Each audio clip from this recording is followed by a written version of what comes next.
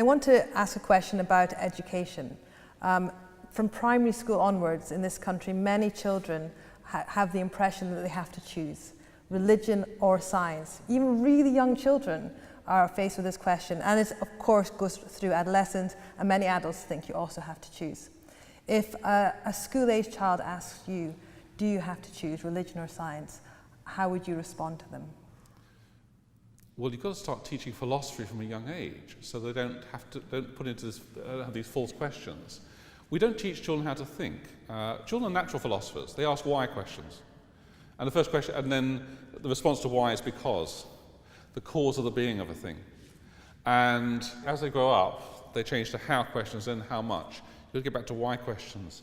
But they're frustrated because they're not taught how to think. They're taught little compartmentalized subjects with facts and a sort of falsely complete view of the world within each of these silos.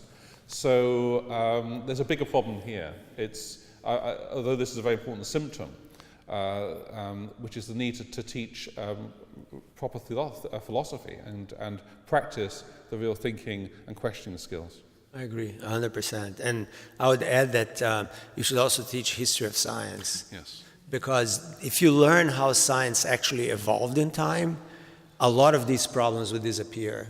Yes. You know, but people don't. They learn about the laws of Newton, how do you solve these problems without knowing anything about who Newton was and why was this happening in the 1680s, you know. And always remember that genetics and the Big Bang Theory were first proposed by priests.